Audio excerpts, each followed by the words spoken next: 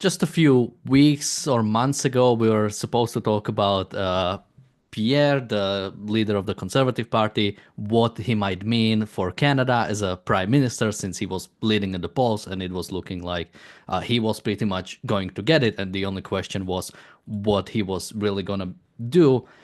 Since the inauguration of Donald Trump, the polls have shifted and sort of even the momentum has shifted pretty much completely, specifically with the trade wars. The liberals have been rising in Canada, even under Trudeau, which was surprising. And then now that the new leader of the Liberal Party, as well as new prime minister, who is going to be, I believe, appointed or sort of uh, uh, be put in power, I believe, tomorrow. Now it looks like pretty much 50-50, and the momentum is definitely on the liberal side. So the biggest question on today's agenda is gonna be what is Trump doing, because he pretty much revived the falling Liberal Party and sort of has it looks like conservatives either will not have it easy or might not even win. Welcome to the Daily Objective. Joining me today is Nicholas Krushek, and he's from Canada. So, Nicholas, what do you? We did, as I mentioned, we did an episode on Canada some time ago, and since then a lot has changed. What do you make of? Yeah, what do you just make of this generally, like the fact that yeah, it looks, the sentiment has shifted so much when it comes to the polls and what people sort of would vote for. Thank you, Daniel. Well, so when I was on the show back in January, the conservatives were at an all-time high in the polls. They were in the mid 40s, and the liberals were way down in the low 20s. And at the time, I was less than optimistic because I said a lot of this is due to personal animosity against Justin Trudeau. And I pointed out that that's the real danger, that Canadians are taking their frustrations with the economic situation, the cost of living on Trudeau personally, without seeing the broader picture, that it's not just him, it's his party and the ideology that his party represents. And so, since Justin Trudeau announced that he was going to step down, the Liberals went into a leadership race. Obviously, the two front runners were Chrystia Freeland, who had been the finance minister under Trudeau and who resigned in late December. There was a lot of acrimony, and it was a very public, very acrimonious resignation. So Chrystia Freeland and Mark Carney were the two front runners for the Liberal Party leadership, and the Liberals had their uh, the election was concluded just a few days ago on March 9th. Mark Carney was the overwhelming winner. He won by a landslide, something like 86% of Liberal Party members voted him. And so I think part of the danger was that Canadians in the weeks following the Christmas holidays, late December, early January, they just wanted some kind of change. We don't like Justin Trudeau. We want Trudeau out of here. We want some kind of change. And so that was, I think, an explanation for why the Conservatives were so far in the lead over the Liberals. But now we have a new Liberal Party leader. Tomorrow we're going to have a new prime minister. Mark Carney is going to be officially sworn in. And so now Canadians can satisfy that, well, Justin Trudeau is out of the picture and now we have a new leader. Obviously, the majority of Canadians the level of political and economic understanding in Canada is very, very low, as I've said many times. And so Canadians have a new face, and not understanding that Mark Carney embodies many of the same principles and policies that Trudeau has been putting into effect for the past few decades. So another leadership will just give us another 4 to 5 years of the same thing, but Canadians unfortunately don't quite realize that. Yeah, now, yeah, when I try to look up a little bit about Mark Carney and just going through his Wikipedia page or some of the things he said, he pretty much does seem like the sort of typical Canadian labor. Oftentimes or sometimes when it comes to some sort of left or center left people, maybe you can sometimes find like a one good thing or maybe something surprising where like, oh, at least here is like he's not as bad as anybody else. But when it comes to him, it really does seem like he is there is no sort of bright picture. So let's go to the opposite, or sort of what I think is the biggest problem that's going on with the Conservative Party, or with Pierre Poilievre. How do you pronounce that? Polyev, Pierre Polyev. Is I think what we've seen when this trade war started, which again was at the start, it was Donald Trump saying, I'm gonna put 25% tariff on Canada, or it might have been 10% at first. Then he quickly pulled it back, and people thought, okay, maybe this was just some weird thing. Then, when that month ran out, that was supposed to be like it's only paused for a month, ran out, he didn't do anything, and the tariffs went through, which meant Canada reciprocated tariffs, which meant Trump put on more tariffs, which meant Canada put in a bit more tariffs. And now I think the biggest problem for Pierre is the fact that he doesn't have the sort of different message than what the liberals had. Because when you had Justin Trudeau in power, then you had, okay, conservatives, something different. We can try something different with them. They were saying something different. I think Pierre had even a good rhetoric when it came to sort of the solutions for the problems in Canada. But when it comes to this trade war, he pretty much follows this. He pretty much says the same thing. He says, yeah, we should put on reciprocal tariffs. We shouldn't let ourselves be bullied. We shouldn't. We will not be annexed by America. We should stay strong and united, which is pretty much what the liberals have been saying. And now there really does seem to be no difference. When maybe a gamble, but the proper answer should have been, we will drop our tariffs. We will not have any tariffs to America. We will not punish our own people because America wants to punish their people. Nicholas, what do you make? What do you think is the strategy of Pierre right now, and where do you think we'll go from here? Well, Pierre Poilievre is in an impossible situation. Now, first of all, tariffs, we know tariffs benefit nobody. And if any, a good book that I would recommend is by George Reisman, an objectivist economist. He wrote a short book, The Government Against the Economy. Very good book talking about price controls, including tariffs, uh, for anyone who wants to read more about that. But yeah, the general response from almost all Canadian politicians, not only from the Prime Minister, first Trudeau and now Mark Carney, but also from most of the provincial premiers, primarily Doug Ford in Ontario, who's been the most vociferous, has been, yes, we have to retaliate against the U.S. We have to match their tariffs with our own tariffs. The one lone voice of sanity seems to be Alberta's Danielle Smith, who you'll recall around the time of the inauguration, Donald Trump's inauguration, she actually went to Mar-a-Lago, visited with Trump, and spoke to him. She's been urging a more restrained, more diplomatic approach. Let's see what we can do about our NATO defense spending. Let's see what we can do about the border. I don't know whether any of that would make a difference, but at least she's been taking a more calm, cool-headed approach. But the general sentiment in Canada now is there's a lot of patriotic chest thumping and a lot of nationalistic sentiment. Even our in here in British Columbia, our Conservative Party leader John Rustad, who's the official opposition. He's not his party is not in government, but for a time he was counseling something similar to Danielle Smith. Let's be cautious, let's not be too hasty about putting up tariffs. He's changed his tune now. He wants to put a tax on truck drivers who want to go from Washington State to Alaska, or tariffs on truck drivers going to Alaska. And I think for Poilievre, if he didn't fall into line with the general patriotic sentiment, it would probably have been political suicide for him because Canada right now the anti-American sentiments and the anti-Trump sentiments in Canada are so very strong. The problem, as you've pointed out, is that he doesn't have a consistent message now. He's not really saying anything different from what Doug Ford is saying, from what Trudeau and Mark Carney is saying. And as we know from Ayn Rand, The Anatomy of Compromise, it's whoever is most consistent in their message is ultimately going to have the most effect and the most influence.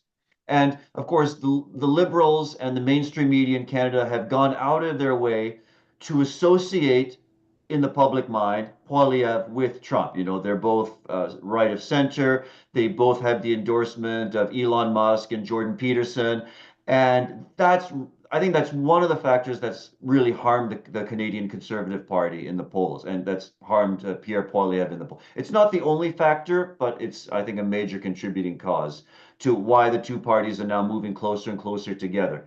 No, I will say I've looked at several different poll numbers, Ipsos, Angus Reid, and they're inconsistent. Some of the polls show the Liberals and the Conservatives being very close together, like just a point apart or a few points apart. Some of them show a slightly larger spread with the Liberals in the low 30s and the Conservatives in the high 30s. But either way, it's not looking good. Yeah, and the momentum is definitely on the liberal side, which is usually what is the most important. Oftentimes, looking at one poll doesn't tell you much, but looking at a bunch of polls over a few months will tell you, okay, the sentiment is moving, and the sentiment is definitely moving. And again, this is not just conservatives going down, but even the, I don't know, the New Democratic Party, or what do you call the sort of Yeah, the that NDP, the Quebec, which is basically our far left socialist party. yeah, even that one has been falling. So it really, the sentiment sort of is sort of like banding together. We are all Canadians, which means we all sort of stick with the government that is right now and are just going to follow up or sort of going to support that. Not to mention, there's also there is a very interesting study I once read about basically how the sort of state of the economy affects how people vote. And generally, when the times are bad, people lean much more towards the sort of left wing side of the economic sort of solutions. And when things are good, people go more towards the right. And yeah, when something like this is happening, people are sort of worried and do stick more with sort of the more welfare, the more sort of viewed as more secure side of the political spectrum. Now, just since you mentioned NATO spending, something I've seen from McCartney, he basically said something he wants to bring Canada to 2% of That's defense spending by 2030. That's 5 years just to get to the 2% that is sort of general, that has been agreed upon by few decades ago, that should be just a sort of standard, and that's probably even too little by this point. So even on that, it's yeah, things are not looking that good. Now, sort of going to the back to the question at the start, what is going through Trump's head? I mean, the Conservative Party would definitely, I think, be more agreeable towards the Trump's administration, whatever the sort of goals would be. They would be much closely aligned and have been even before inauguration. And then Trump starts this trade war, which pretty much hands, or well, I guess we'll have to see what happens. Again, the general election, from my understanding, has to be called at latest around October or November at the end of the year, but can be called as early as basically like in 40 days or as soon as the new prime minister takes office. And especially with the advantage they have right now, they might want to call an election as soon as possible. So, Nicholas, what do you generally make of that? Both, I'm not even just tariffs, but Trump has been calling Canada the 51st state, has been calling Justin Trudeau governor of Canada, and it might have been joke at the start, but he is still repeating it. His people from his administration, the White House Speaker, has also said it many times. Uh, what do you think is going on? This really does seem that he is not getting anything out of it. Well, in the first place, Trump has no reason to care about Canada. He has no reason to. Yes, it's true that the Conservatives would probably be in some ways more favorable. Probably, I think he would have a better relationship with Pierre Poilievre than with either Justin Trudeau or Mark Carney. But I don't think ultimately, I don't think Trump cares very much about Canada.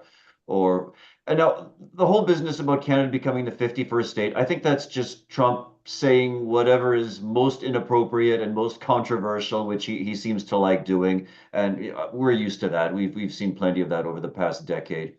Now, as to the questions of when the Canadian election will be, so in Canada there has to be an election at least every 5 years.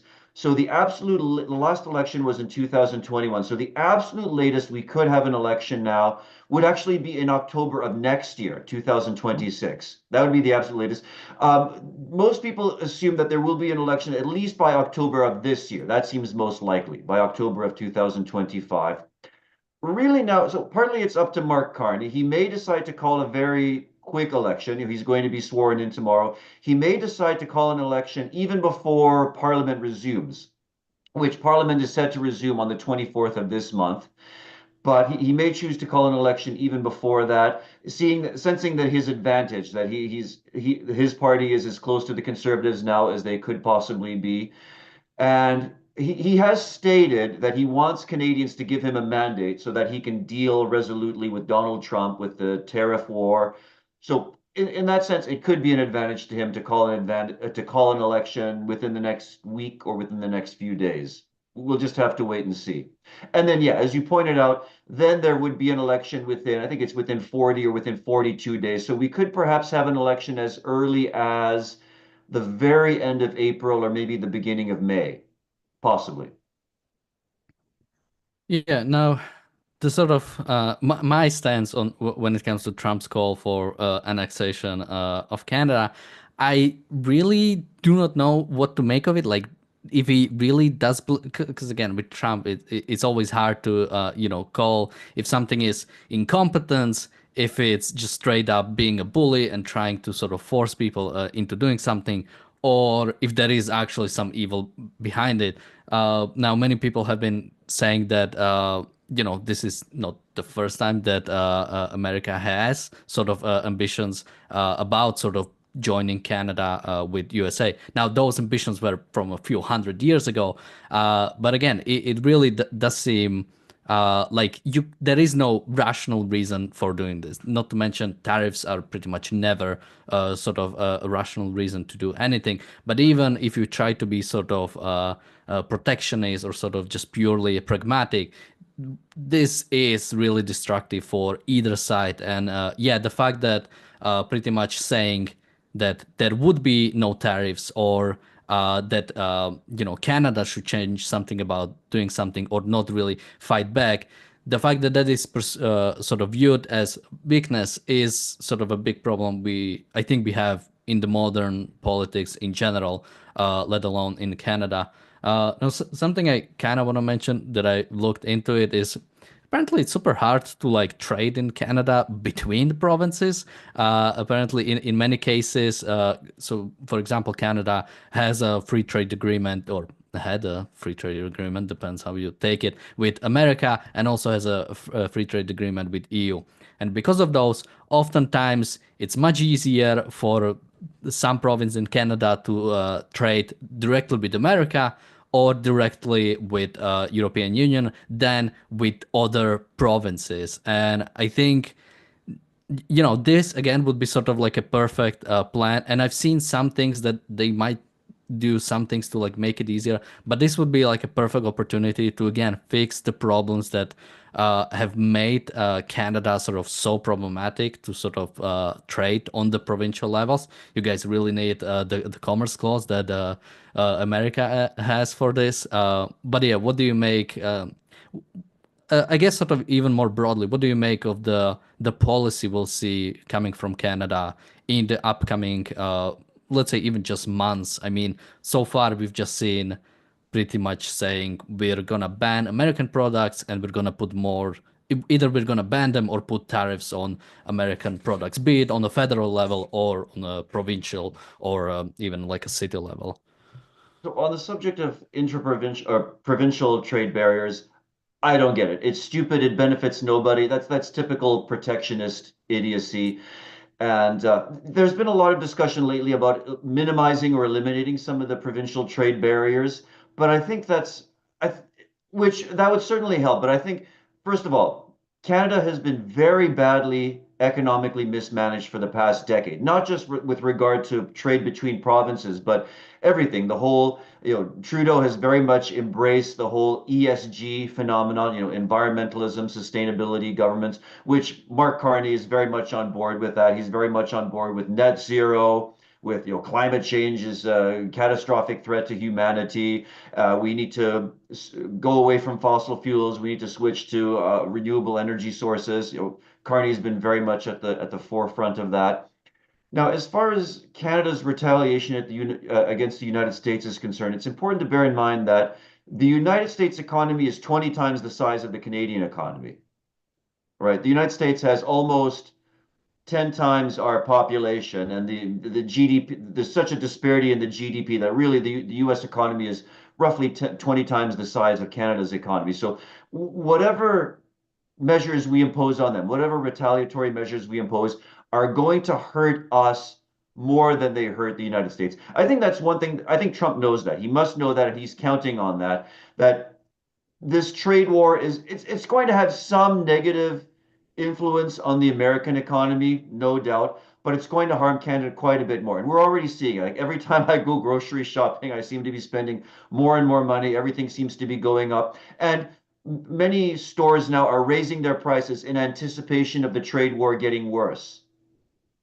So right now, Canadians are already paying more for everyday items, even before the trade war is as the trade war is intensifying, or even before it intensifies. So things here are going to get bad very rapidly. Yeah, and sort of I've heard that repeated a few times, even I think by Trump himself, basically saying, America is much stronger. It can afford sort of putting tariffs on Canada while Yes, Canada that's can't. true. And but my biggest question there is, but what is the goal? I mean, usually when it comes to trade wars or even sort of the idea of reciprocal tariffs, is the fact that you want to usually bring down those tariffs. Basically, you want to establish some sort of free trade agreement to sort of bring both tariffs down.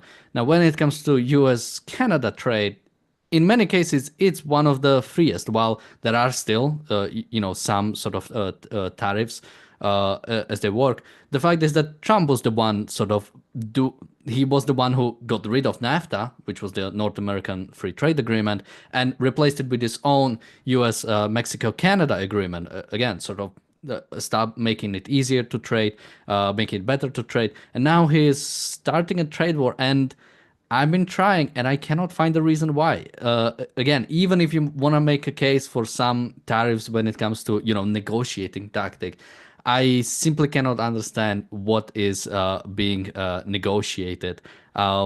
Nicholas, any thoughts on sort of what to even make of such a policy? Only one. I really only have one hypothesis here, and I stress that it's just a hypothesis. So Trump's supporters are as economically ignorant as the average Canadian, right? Just as most Canadians think that tariffs could be a potentially good thing, buy Canadians, support the local economy. There's so many people among Trump's hardcore supporters who also think, yeah, buy American, it's good for the American economy. We know that it's not, but most people have a very limited economic education. So I think he wants to be perceived by his support base as doing something that's helping America, even if it's not. That's the only thing I can guess. Yeah, I guess we'll have to see about that, because the fact is that the American economy is definitely suffering from this. I mean, especially if you look at the stock market, it's been plummeting pretty hard. Not to mention there are talks of the recession in America. So these things are going to be interesting, especially to watch over the next few months, and especially how further this is going to ramp up. Again, usually with trade wars, it keeps ramping up until something breaks, and you real when something breaks, it's not gonna look pretty. Uh, just But have what's a going to break yeah. is the American economy. Well, more so the Canadian economy, the Canadian economy. Yeah, but definitely, even America is going to suffer, since again the trade was substantial and it was with many important things. Now, with the last few minutes, Nicholas, what do you expect will happen in the sort of upcoming weeks when it comes to the trade war, and upcoming months when it comes to the election itself? Do you think the conservatives have a chance to recover, or are they pretty much doomed as long as this sort of nationalism will stay, as in we are defending the Canadian economy by putting taxes on our people? Well, my prediction with the trade war is that it's going to get worse because of the stance that Canada is taking, the both federally and also the provinces now want to impose their own tariffs on the U.S. And I think it's going to escalate. I think the trade war is going to escalate, and we already see now Donald Trump is talking about increasing some of the tariffs from 25% to 50%, and who knows what the consequences of that might be. As far as an election, so I probably expect that an election will be called in the next few weeks, which probably means Canadians will be going to the polls sometime either by the end of April or maybe in May. So again, the gap between the Liberals and the Conservatives is closing. So a few months ago, it looked like the Conservatives had a very good chance of a majority, which that would be the ideal outcome. Now it's looking like the Conservatives might scrape by with a minority government, or possibly if the gap continues to narrow, or there might even be a chance of a Liberal victory, which would be catastrophic, but I think it could happen. If we break down by province the general trends, I think the most support for the Conservatives seems to be coming from the prairie provinces, particularly Alberta and Saskatchewan. There's still marginal support for the federal Conservatives in British Columbia, Manitoba, and Ontario, but again, that's shrinking. It's dwindling day by day. Right now, the most support for the Liberals seems to be coming from the East. It seems to be coming from French-speaking Quebec, which I think is very interesting, and from the Atlantic provinces, the small provinces to the east of Quebec. There, the Liberals have a considerable lead over the Conservatives. So, and of course, polls are not 100% dependable. It's difficult to say. The problem is that Canadians will vote emotionally rather than intellectually. They'll vote based on the sentiments of the time. And right now, the sentiments are strongly nationalistic, strongly anti-Trump, anti-conservative. So it's I'm not optimistic. It's definitely not looking good. Well, we'll have to see. We'll, of course, continue watching that, especially if something big happens, we can do an update on this. Yeah, we With should that, we should definitely do a whole segment on Mark Carney because he's an interesting character. I think a lot of people don't know who he is, or they think they know a little bit about him, but they don't have a clear idea what is his background and what are his principles. I would like to come back and do a segment on Mark Carney at some point. uh, with that, thank you, Nicholas, for joining me today. Thank you, everybody, for watching. We should have the reality show starting up in just a little minutes. It's not scheduled, but it's gonna be scheduled in a bit. So make sure to join us on that. With that, thank you again for joining us today. Thank you, everybody, for watching, and bye bye.